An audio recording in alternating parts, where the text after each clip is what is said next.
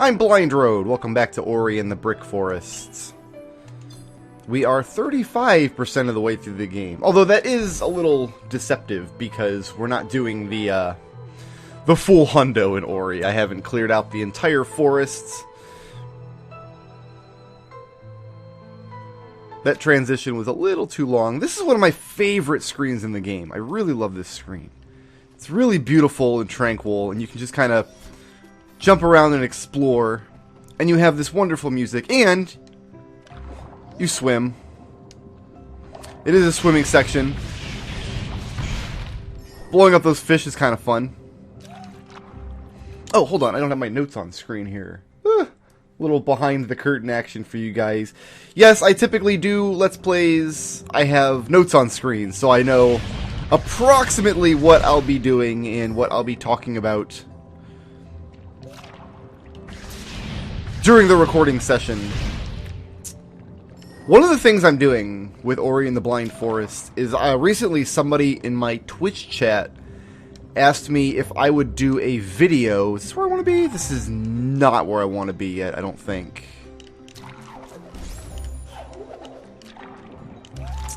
Let's find out.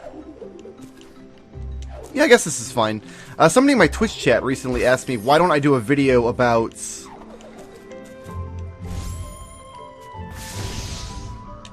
Yes, this is where I want to be. Good. Why don't I do a video about my Let's Play process, like how I make Let's Plays, what all that entails, what's the process like. And I don't think that would make for a good YouTube video, because, I mean, I don't have the best video editing skills in the world in the first place, and the process is time-consuming, but not complicated. But I think it would make a really good blog post. So what I've been doing with Ori and the Blind Forest is keeping pretty careful track of every step of the process and how long it's taking me, and I'm gonna, after the Let's Play is processed, long before this starts hitting YouTube. If you're watching this video on YouTube, that blog post already exists, and you should go read it. But once this series is done being processed, I'm gonna put up the posts that kind of just describing how I make these series, what that actually entails, the recording, the editing, the Photoshop work. There was a bomb there, I didn't see it. I didn't see it because I'm blind, because I'm in the Brick Forest. So, I did a post like that years ago, like 2010, maybe 2011. But the process has changed quite a lot since then. I'm on a new computer, I have new recording equipment, I've got new hardware. Basically, I mean, you guys aren't gonna go read that blog post. Let's be honest here. You're not gonna do that. So let's go ahead and I'll just kind of explain a little bit about it, about what it entails, and kind of contrast it to how I used to do things. Because back in the day, my preferred method of... I mean, back in the day, I didn't have a capture card. Let's start there. My preferred method of recording game footage was something with a built-in recorder. So something like I was basically limited to emulators at first. I could do emulator games and record those because a lot of emulators have just built-in movie recorders. You just push a button and it records. A lot of them don't record movie files. A lot of them just record your button presses, which you can then just play back. And now do I go over here, maybe? Yeah. Sweet. I think we are about to get our next skill, actually.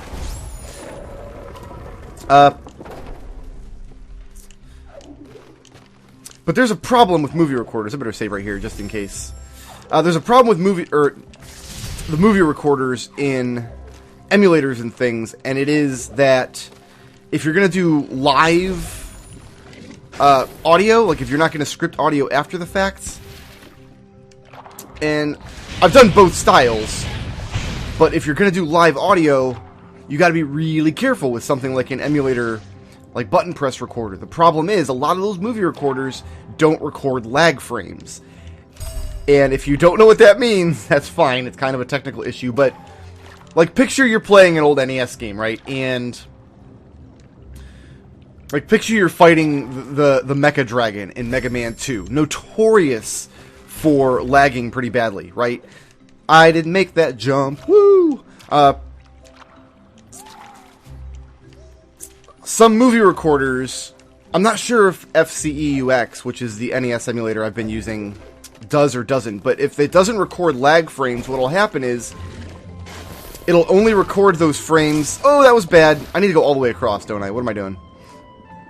It'll only record those frames where something actually happens on the game screen. So those lag frames, those moments where the game kind of hangs for a second, will not get recorded. And here's the problem with that. That means that you'll record, say, an hour of gameplay. But 10 seconds of that gameplay was lag frames. 10 seconds of that gameplay was... No, I do want to go up here. Maybe? No, I need to dash off this guy's shot. That's what I need to do. Like so! Yeah! I didn't open the door, though. There's got to be a switch or something to open this door. Was it underwater? Might have been underwater. So at the end of the day, because obviously if you're using the built-in movie recorder in an emulator, or DOSBox is another one that's notorious. But if you use that built-in recorder, then you'll have an hour of you'll have an hour of audio footage because you're recording your audio in like Audacity or something.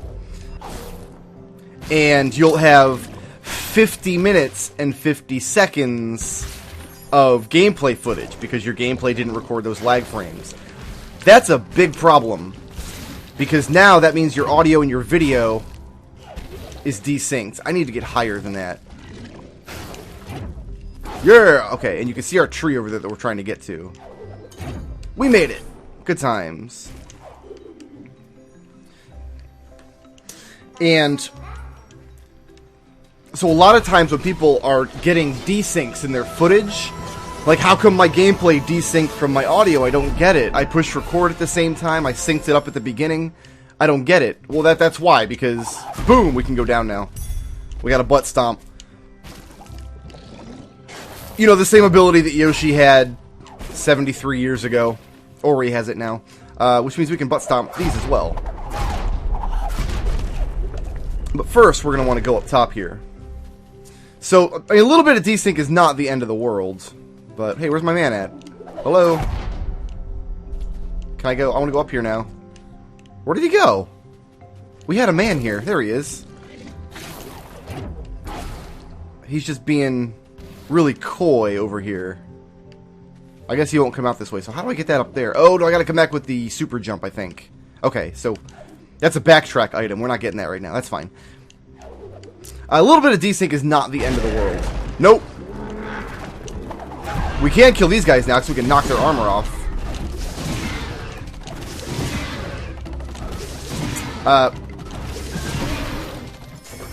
I've recorded a lot of Let's Racing Time videos where there was a little bit of audio desync. And we'll just use this save point right here to get... Oh, just push the button, don't hold it. Okay, so we got 4, 8, 10, so we want number 11, which is on the bottom, which is Ultra Bash. Increases the damage and allows bashing through enemies. I don't think I ever noticed a difference between the regular bash and the Ultra Bash, but hey, we got it. We only picked that up because we want what's after it. I think I pointed that out. The next upgrade in that line is a damage increase for the regular attack, and we kind of want to get that as early as possible. So, a lot of the old Let's Racing Time videos, a little bit of audio desync. You just kind of go in and manually snip out, you know, a little bit of, like a second of audio here, a second there. Wherever there's dead air, you can clip it out and kind of fix it manually that way. That's a big, hairy, stupid mess, though, and prefer not to do it if you don't have to.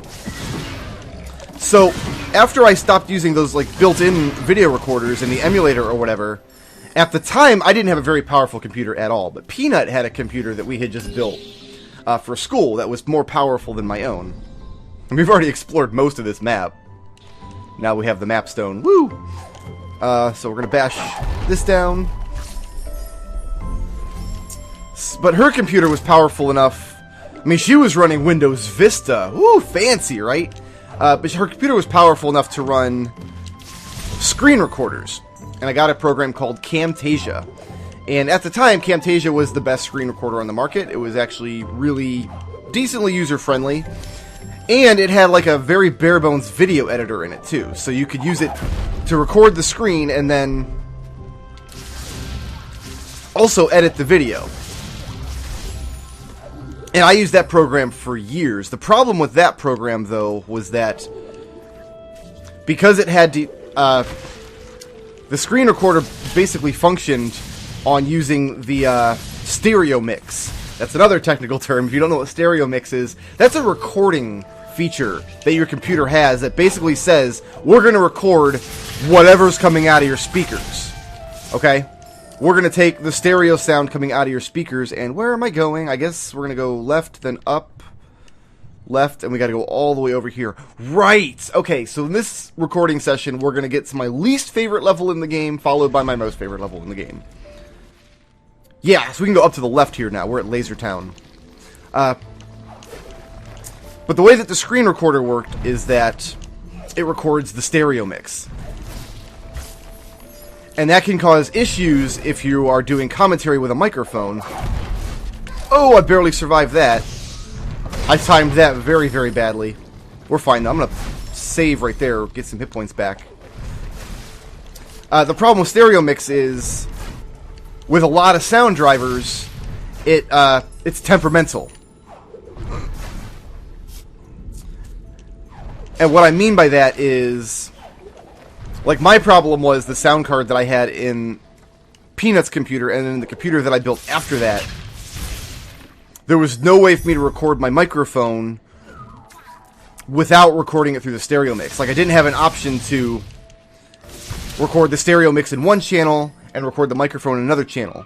That was an option that either Camtasia didn't present or was not possible in my sound driver. In fact, when I upgraded to Windows 7 for the first time, when I built a computer after that to do some streaming, the first computer I had with a capture card, by default, Windows disabled that stereo mix. And I had to do some research to figure out, okay, well, why does the stereo mix not work? What the haps, yo? And we're not going that way. We need to go left here.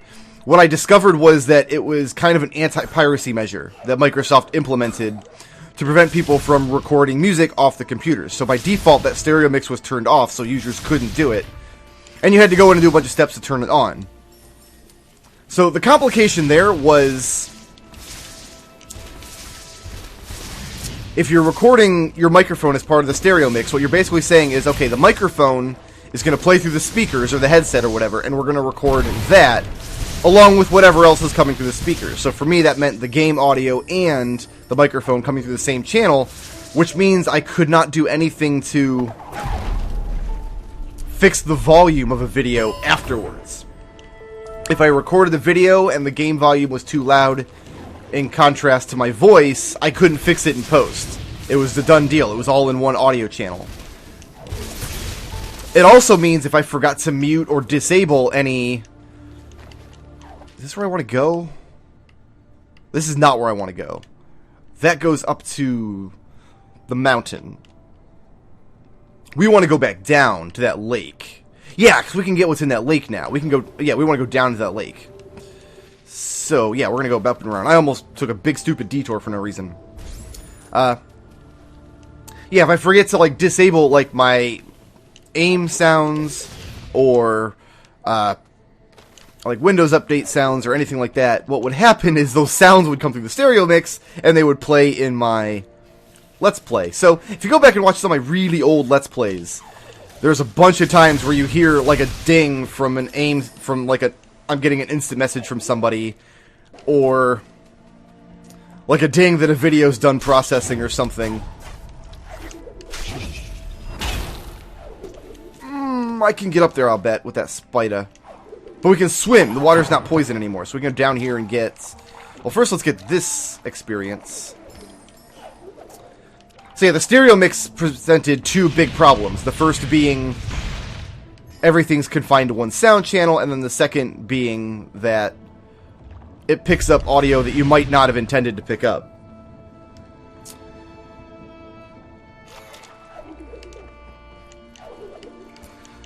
However, is this a... Yep. And that opens this door. That was... I mean, it's not a lot of work in Camtasia, because everything's all, like, kind of already done. The video and the audio are all together in one file. All you have to do, or all I had to do, is kind of load it up in and chop it up into episode-sized chunks, 10 or 15 or 20 minutes or whatever. So, I mean, for years, that was the Let's Play, that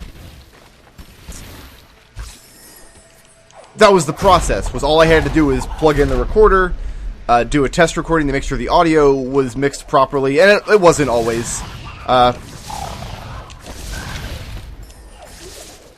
And then chop it up. That was it. It was like, it was time consuming because it was processor intensive. Like, the computer couldn't do anything else while I was processing a video, but as far as work, there wasn't really a lot involved outside of just the playing. And back then, I didn't even always do test plays. Back then, a lot of times I would just plug in a game and play it, which presents its own problems, as we now know. So this is an alternate exit to this area. We don't want to go down there, though. We're done down there.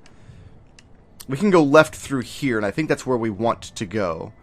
There's a 4-soul door down below me, then there's another 4-soul door on the other side. Yeah, right here. So we'll open this one. That'll get us... Is it an ability cell? Yes, cool. So that gets us our extra attack power we need. We are going to need some bluebies, though, to get that other door open. So let's go ahead and get our Cinder Flame, so our attack power is more... Like, it even looks better now. It looks like I'm throwing lightning bolts. Pretty awesome. Is there any bluebies around here that we can take? Because we got one more spirit door there that requires 4 bluebies. Anyway, that computer that I built that I was using the screen recorder on, that I was using Camtasia with, it had a capture card in it, so I was able to... Now I was able to record console games and things.